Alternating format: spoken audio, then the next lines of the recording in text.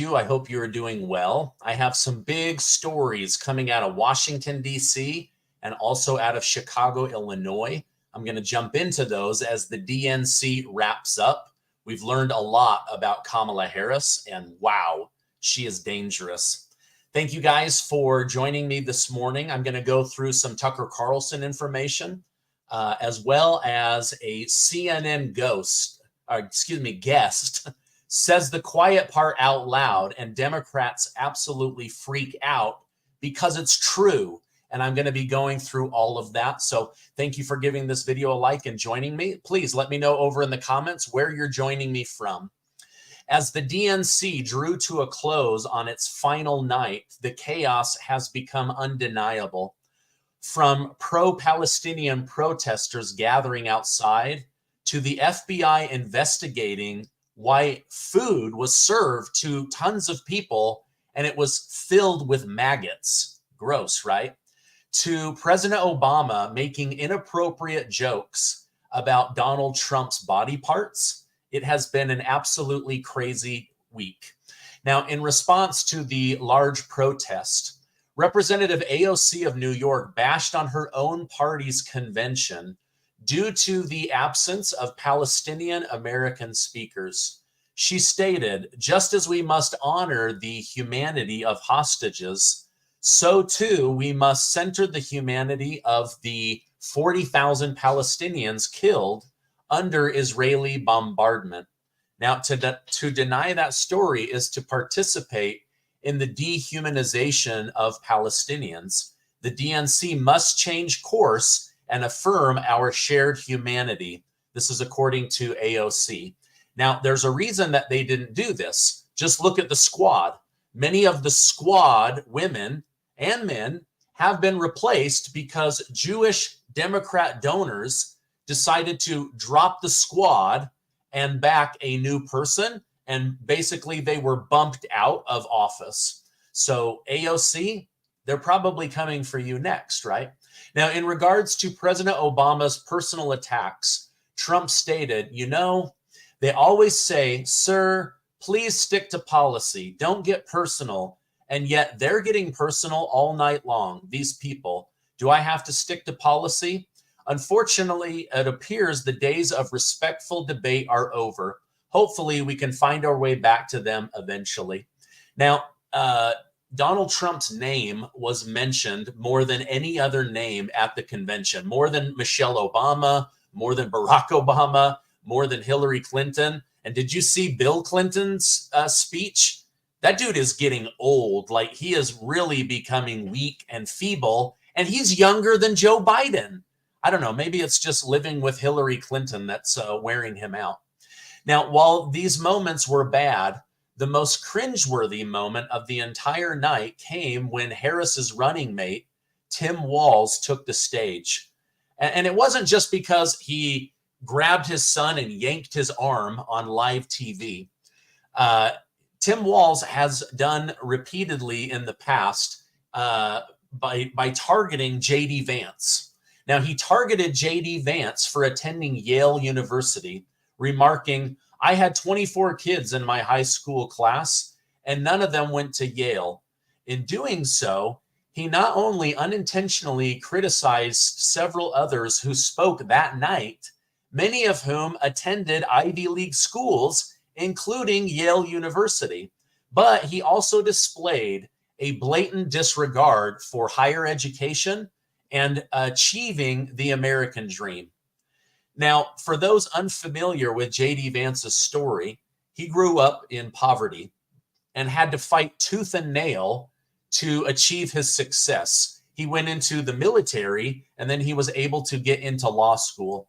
Now, mocking his journey as if it were something to be ashamed of is beyond disgraceful. This man literally came from poverty, no dad, raised by his grandma, and a drug-addicted mother who is now completely sober and able to enjoy her grandchildren. So isn't it great when these wealthy politicians ridicule those who dare to rise above their circumstances? Now, I'm not lying when I say Tim Walz has quickly become one of the worst vice presidential picks in our country's history. And did anyone else find it just a little bit interesting that they kept saying that Tim Walz is a man of the people? He wears flannel shirts. He's the guy next door. He is your neighbor. And then what? He comes out in a super polished navy blue suit with a white handkerchief in the pocket and a sharp blue tie. He looked like he went to the same person that they send Joe Biden to, so that you're distracted by the suit and not the character of the individual. All right. Wow. I'm seeing a lot of people here. Pennsylvania, Ohio, Michigan, Utah. All right. Hey, thank you guys so much for joining me today. Now, as VP candidate Tim Walz continues to show the type of person he really is, Fox News host Jesse Waters has expressed concern that Tim Walz may have ties to China, noting that he traveled to China 30 times in the 90s. During an interview with Representative James Comer, Waters argued that these trips put Tim Walz at risk of blackmail, suggesting China could have compromising surveillance footage, possibly of his honeymoon. Now, in response, Comer stated, "It's very serious. China thinks long-term. It's very possible that China would be grooming an up-and-coming rising star in the political process to try to have a foothold in our government. I mean, they've done this in the military. We've caught them with spy rings in our universities. And not only that, they have their own secret police throughout the United States. So China is definitely trying to infiltrate the United States." All right, now, as you all know by now, Tim Walz was in the military in the 90s, which means he was a special risk of being monitored by China. And then he goes there 30 times on vacation. While this may seem like an out-of-the-blue conspiracy by Jesse Waters or Fox News, his own comrades in arms have criticized his character. So this actually wouldn't surprise me. And just yesterday, 50 military veterans in Congress sent a letter condemning Tim Walz's lies over the years. The letter read, "To be blunt, when you falsely claim military service that did not happen and abandon your post, you diminish the real sacrifice made by veterans who did serve in combat." So in this context, I want you to know that the military is very unhappy with Tim Walz. They don't mind that he served for over 20 years. That's honorable. But to tell people that had their arms and legs blown off, their eyes hit, shrapnel still stuck in their body, that you went to battle when you really didn't, is insulting to those that really went to battle. Now, maybe Kamala Harris didn't have a choice with Tim Walz. After all, who knows what they have on Kamala Harris and President Joe Biden? I honestly have no other way of explaining why Harris seems to want to destroy the U.S. economy, as she recently noted that she will raise capital gains to a rate double that of China. Like, how are we supposed to compete with China if we're double China? Now, this means that you'll be paying more on the profits made from assets like stocks, bonds, real estate, gold, silver. So much for not raising taxes on people that make less than 400,000, right?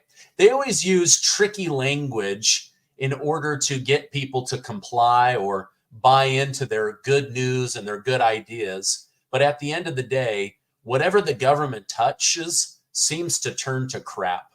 And Tucker Carlson's going to tell us more about that as he exposes Kamala Harris. But first, let me tell you about today's sponsor. Do you owe back taxes? Pandemic relief is now over.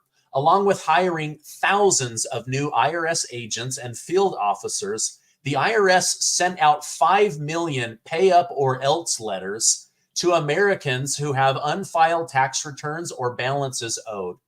Don't waive your rights and speak to them on your own. They are not your friend. Tax Network USA, a trusted tax relief firm, has saved over $1 billion in back taxes for their clients, and they can help you secure the best deal. Whether you owe 10,000 or 10 million, they can help you. Whether it's business or personal taxes, even if you have the means to pay or you're on a fixed income, they can help finally resolve your burden once and for all. Call them right now for a free private consultation at 800-958-1000 or visit tnusa.com/Gardner. Okay, now we all know the US economy is worse off than Kamala and Biden would let us know. They want you to believe that Kamalanomics and Bidenomics has saved your life, that any money you have is because of their policies, when in reality, inflation is out of control to the point where they can't even lower interest rates because it continues to remain sticky. I mean, I don't need to ask you to comment on whether your life has become more expensive, because I know I would just get a bunch of yeses from you. So we all know that things need to improve. Now, I'm going to roll a video from CNN at the end of the DNC in Chicago. They brought on a special guest, and this special guest, instead of propping up Kamala Harris, instead of propping up Michelle Obama and Barack Obama and how great is Hillary and Nancy Pelosi, he tells the truth. Now, I'm going to react to this with you, so check this out. All these speeches, as good as they were, is that she's in the White House right now. Democrats have controlled the White House for 12 of the last 16 years. And for all of the talk about division and the problems in the country and people are hurting, Democrats have mostly controlled this country. Trump had it for 4. The Obamas and Biden had it for the rest of the time. And somehow, it's still all Trump's fault, and somehow she hasn't been at the center of it. So to me, that's still the glaring hole in this campaign that hasn't yet been solved at the convention. How do you explain all of the problems that will be solved by the person who is currently in there for the last 3.5 years, who is supposed to already be working on solving it? All right. Wow. Right. In 45 seconds, this guy absolutely destroys the Democrat Party and the Biden-Kamala ticket. So a couple of things that stood out to me is he says, look, of the last 16 years, 12 of those were controlled by Democrats. 12 of those made life very expensive, government a lot bigger. It was the Democrats, right? Obama for 8, Biden for 4, and Trump was for 4. And then suddenly everything gets blamed on Donald J. Trump. The other thing I like that he pointed out is that Kamala Harris keeps pretending like she hasn't been a part of the Biden administration for 3.5 years, that she's not a part of faking 818,000 jobs, that she's not a part of the nearly 20% inflation, that she's not a part of having to raise interest rates because the economy was getting so bad, that she wasn't a part of the disastrous COVID response. Like, she has been there all along. In fact, she said she is the last one to leave the room and all final decisions with Biden go through her. Now she's pretending like it wasn't her. So something is definitely off. Bidenomics, Kamalanomics are not helping. And this guy exposes all of the garbage you're trying to blame on Trump. The Democrats had it for 3 times longer, 300% more time in office than a Republican. And yet they vote Donald Trump as the scapegoat to put all of the blame on. So I just love that this guy is calling out the truth. That is what we need. We need the truth.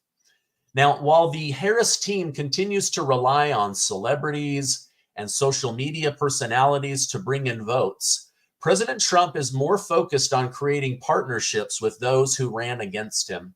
For instance, Vivek Ramaswamy has just claimed that he spoke with Donald Trump about a major cabinet position.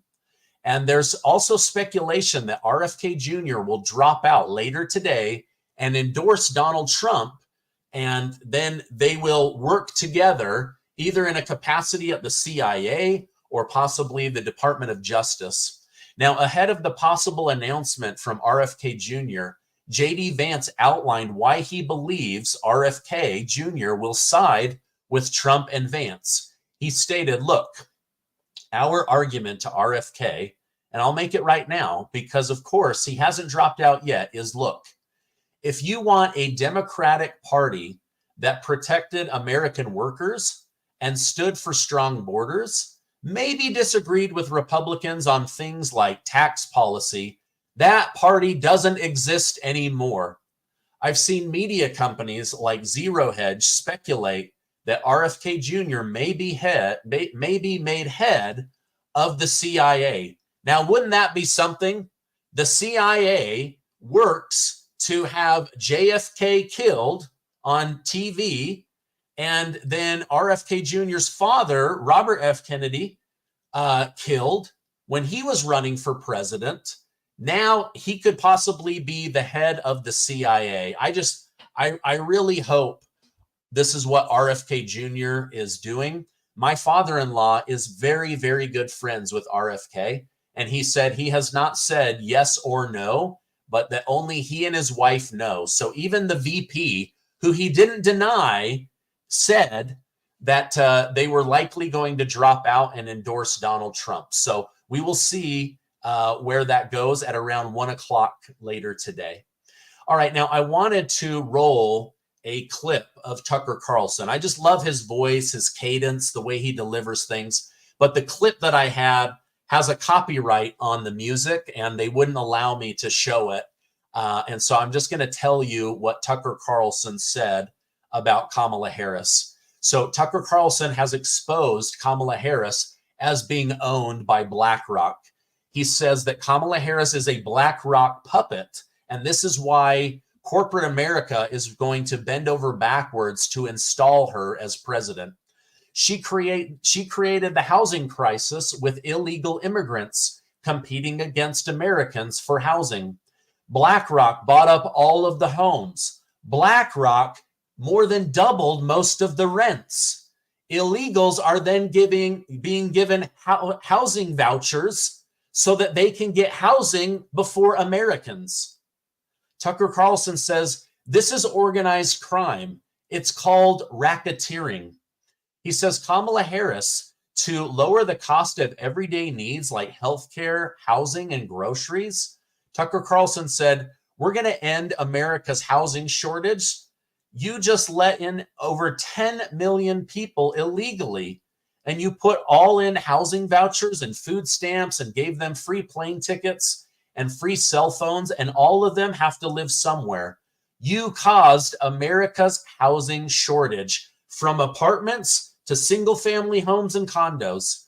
If you care about the cost of housing, limit the population so we don't expand it through uncontrolled immigration, through open borders, which is exactly what she did. She is responsible for it. And her donors at BlackRock are buying up the houses in your neighborhood. And her donors at Airbnb are turning your neighborhood into a completely unmanageable garbage. A place filled with transients where there's no social connection between people and neighbors. Those are Kamala's donors. Those are Kamala's policies. For her to lecture us on the housing shortage that she caused is almost too much. I cannot sit through it, he said. Now, think about this. Sorry, my throat was very dry today. Think about this.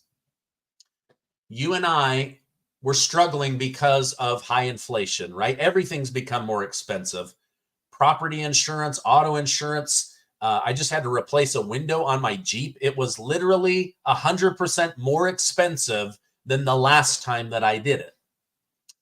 Food is up, gas is up, housing, rent, everything is up, right? So now you go out, you work hard, or you've worked your entire life and you're getting Social Security, right? Like, this is earned money.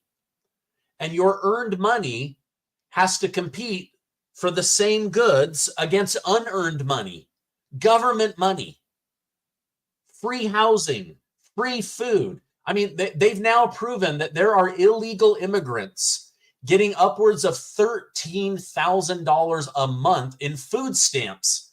I know for a fact there are people that watch me that don't get $13,000 a year from Social Security. Why are these illegal immigrants being given so much money? Free housing vouchers. So the greedy Wall Street BlackRock buys up the houses and then doubles the rent and then gives it to illegal immigrants for free. And then meanwhile, if you and I are able to get in an application or get in an offer, we have to do so with earned money, and they do it with free money. They're going to get a free down payment, and you and I have to save for years and years and years. It's so unfair. I love that Tucker Carlson is exposing this, but it needs to be more than exposed. We need a government leader that cares about the middle America, about lower income families, that isn't so darn concerned with making sure that BlackRock has a positive year on their books. So I love Tucker Carlson for exposing the truth. I wish I could play that clip because he goes a little bit deeper, but that was essentially the message in a nutshell. All right, now in some international news, Russia has just claimed that Ukraine launched one of their largest drone attacks against Moscow. Yes, against Moscow. However, as is common with state media, they claim to have downed all 45 drones that went their way. Whether this is true or not, it is currently believed that both Ukraine and Russia have made big gains invading each other's territory. So let me try to explain this, right? Like you've got Ukraine. Let me tell you this like Kamala Harris. Ukraine is a small country in Europe, right? No, I know you guys are smarter than this, right? Okay, so Russia is just dominating in the south, and they are taking over down by the Black Sea because they want the ports, right?